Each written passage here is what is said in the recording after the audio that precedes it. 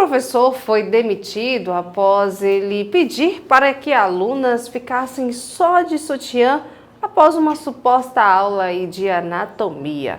Vamos entender este caso aqui no quadro direto da redação, diretamente do site O Liberal, e entendendo aqui um pouco dessa história. Olha só, as informações dão conta de que o caso não aconteceu somente com uma aluna, ao menos 11 deram queixas.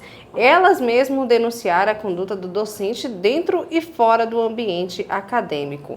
Este professor ele foi demitido após obrigar que as alunas ficassem só de sutiã para uma suposta demonstração científica. O caso aconteceu dentro da universidade pública localizada nos Estados Unidos. O Escritório de Direitos Civis do Departamento de Educação não compactuou com o discurso do docente e também sobre a suposta aula de anatomia.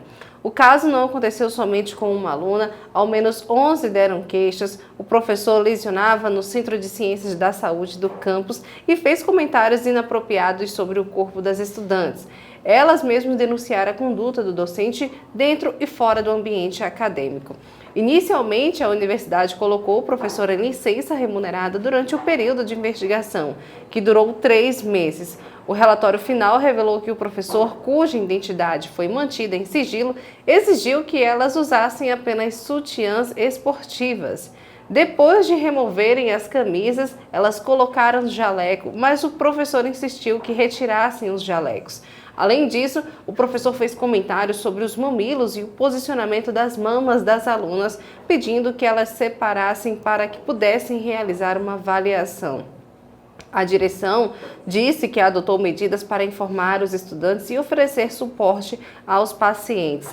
A conduta vergonhosa evidenciada por essa investigação, em que um professor universitário submeteu-se a toda uma turma a assédio sexual como condição para a instrução, é inaceitável e causa indignação. Agradeço profundamente ao Montgomery College por responder à instrução com uma investigação completa e tomar medidas para lidar com o ambiente hostil criado pelo professor na sala de aula.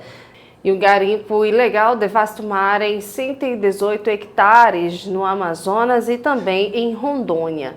Agentes da Polícia Federal, com os servidores do Instituto Chico Mendes de Preservação da Biodiversidade, desarticularam uma estrutura de extração ilegal de cassiterita em uma região de divisa entre os estados de Rondônia e do Amazonas. No local foi encontrada uma área de devastação de 118 hectares, equivalente ao tamanho de 118 campos de futebol. O delegado da Superintendência da Polícia Federal em Rondônia, Tiago Peixe, explicou que o local foi localizado por meio do sistema de monitoramento via satélite, associado às denúncias da população local. Segundo o delegado, com a aproximação das aeronaves ao local, os garimpeiros fugiram e se esconderam na mata para evitar o flagrante. O garimpo ilegal atuava em uma área do Parque Nacional Campos Amazônicos e da terra indígena. A operação, chamada pela PF de Retomada, contou com a participação de 20 policiais federais, além de 8 servidores da CMBio, que atuaram na região entre os dias 29 de junho e 2 de julho. No local foram identificadas a extração ilegal de cassiterita, de onde é extraído o estanho.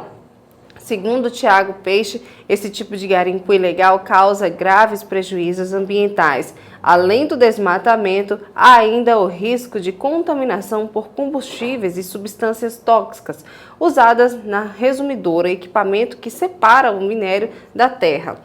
Na estrutura utilizada pelos garimpeiros, havia 10 áreas de acampamento, onde foram encontradas 2 escavadeiras hidráulicas, 11 motores de dragagem, 4 geradores de energia elétrica, 8 veículos entre motocicletas e caminhonetes, e toda a estrutura foi destruída pela polícia, que estima um prejuízo de 8 milhões de reais à organização criminosa.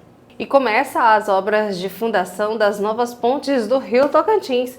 Olha só essa notícia direto do site Zé Dudu, trazendo aqui para vocês as informações. Iniciaram esta semana as obras de fundação das novas pontes no Rio Tocantins, em Marabá, uma rodoviária e outra ferroviária, que ficarão localizadas paralelamente à atual ponte rodoferroviária. As obras vão consumir recursos de mais de 4,1 bilhões de reais e já movimentam a economia local.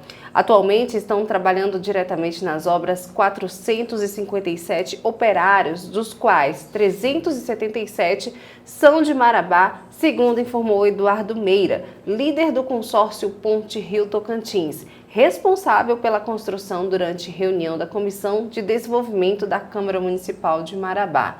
Ainda de acordo com a projeção feita, até o final do ano, o número de empregos diretos vai chegar a 700 e no ano que vem, no pico de obras, o total de trabalhadores diretos deve ficar na casa dos 1.500. Eduardo Meira explicou ainda que o consórcio tem trabalhado no sentido de absorver o máximo possível de mão de obra local.